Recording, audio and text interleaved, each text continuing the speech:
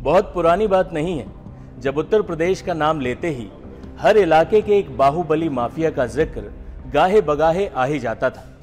कोई पूर्वांचल का डॉन था तो कोई अवध का, किसी की बुंदेलखंड में तूती बोलती थी तो किसी का खौफ पश्चिमी उत्तर प्रदेश में फैला था। उत्तर प्रदेश में माफियाओं और सियासत का रिश्ता इतना गुत्थम गुत्था है कि माफिया से नेता और नेताओं में से माफिया चुनना मुश्किल था। कई माफिया सियासत में आला मकाम हासिल करते रहे, कोई एमएलसी बना तो कोई विधायक तो कोई सांसद। सत्ताधारी पार्टियां इन माफियाओं से नजदीकी बनाए रखती। इस तरह यूपी में माफियाओं का ऐसा बोलबाला था जो लगता ही नहीं था कि कभी खत्म हो पाएगा। लेकिन योगी आदित्यनाथ की योजना कुछ और थी। योगी आदित्यनाथ सरकार में माफियाओं की सैकड़ों संपत्तियां कुर्की हुई, बुलडोजर चले और धीरे धीरे खौफ के पर्याय बने इन माफियाओं की गर्दन तक कानून का फंदा पहुंच ही गया। प्रयागराज में अतीक अहमद खौफ का पर्याय हुआ करता था, लेकिन योगी राज में माफिया गिड़गिड़ा रहा है। अतीक अहमद तो कानून के हत्थे चढ़ गया, लेकिन उत्तर प्रदेश में हर आमो खास की जुबान पर बस यही सवाल है कि अगला नंबर किस माफिया का होगा। इस वीडियो में हम आपको यूपी के उन माफियाओं के बारे में बता रहे हैं जिनका नंबर अतीक अहमद के बाद आ सकता है।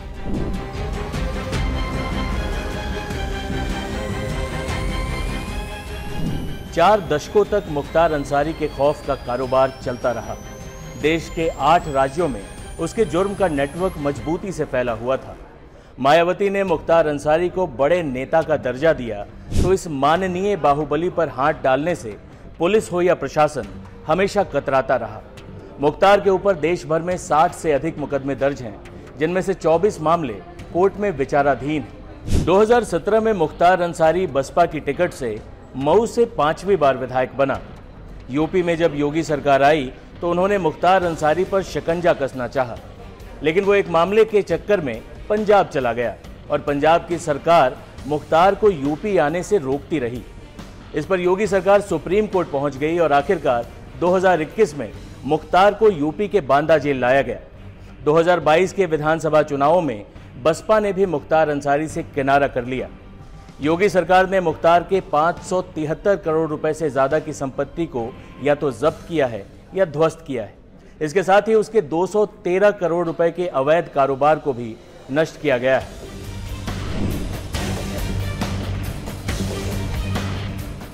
उत्तर प्रदेश के भदोही से 4 बार विधायक रहे बाहुबली विजय मिश्रा पर 75 से अधिक मामले दर्ज हैं।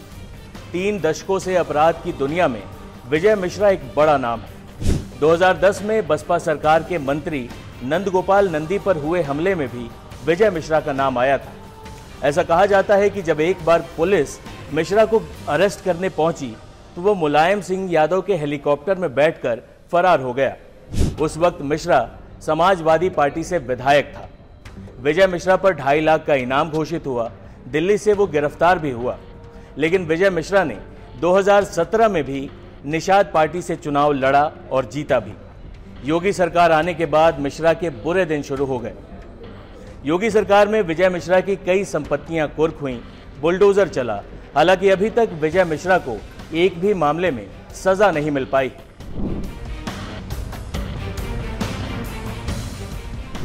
यूपी में माफिया राज की शुरुआत 80 के दशक से मानी जाती है। इसी दौर में पूर्वांचल में कई बाहुबलियों के दबदबे के दौर का आगाज हुआ। इन्हीं में से एक था हरिशंकर तिवारी। 1980 के दशक में हरिशंकर तिवारी पर 26 से अधिक मामले दर्ज थे। इनमें हत्या, किडनैपिंग, रंगदारी, वसूली जैसे आरोप शामिल थे।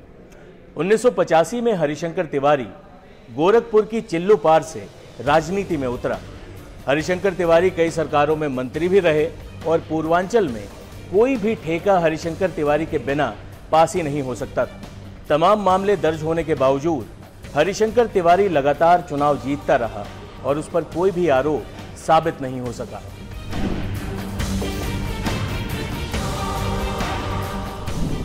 धनंजय सिंह पर 10वीं क्लास में ही एक पूर्व शिक्षक की हत्या का आरोप लग गया था।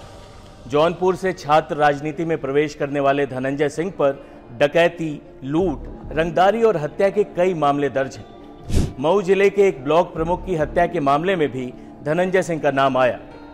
वो कई बार जेल गया, लेकिन उसे सजा किसी भी मामले में नहीं मिल सकी। 1998 तक धनंजय सिंह 50,000 के इनामी हो चुके थे। एक दिन पुलिस ने एनकाउंटर में धनंजय सिंह के मारे जाने की घोषणा भी कर दी, जो बहुत जल्द गलत साबित हुई। इसी बीच धनंजय सिंह 2002 में पहली बार निर्दलीय विधायक बना। 2007 में नीतीश कुमार की पार्टी जदयू की टिकट पर जौनपुर से जीता। 2009 में बसपा की टिकट से लोकसभा पहुंचा और 2012 में धनंजय और उसकी पत्नी पर अपनी ही नौकरानी की हत्या का आरोप लगा। इसके बाद धनंजय सिंह कभी चुनाव नहीं जीत पाया, लेकिन हाल ही में जदयू ने धनंजय सिंह को अपना राष्ट्रीय महासचिव बनाया है।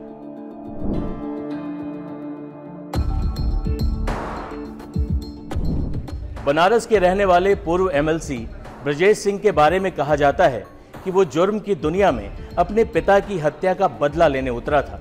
जिस पर उसके पिता की हत्या का आरोप था, उस शख्स को भरी कचहरी में AK-47 से भून दिया गया था। इस मामले में 6 से अधिक हत्याएं हुई थी। ब्रजेश सिंह गिरफ्तार हुआ, लेकिन अस्पताल से फरार हो गया। त्रिभुवन सिंह के भाई की हत्या के बाद माफिया मुख्तार अंसारी से ब्रजेश सिंह की दुश्मनी हो गई। 2001 में मुख्तार के काफिले पर ब्रजेश सिंह ने हमला भी करवाया, लेकिन मुख्तार अंसारी बच निकला। इसके बाद ब्रजेश सिंह अंडरग्राउंड हो गया, लेकिन पुलिस ने उसे उड़ीसा के भुवनेश्वर से गिरफ्तार कर लिया। 2012 में ब्रजेश सिंह ने जेल से ही विधानसभा का चुनाव लड़ा, लेकिन हार गया।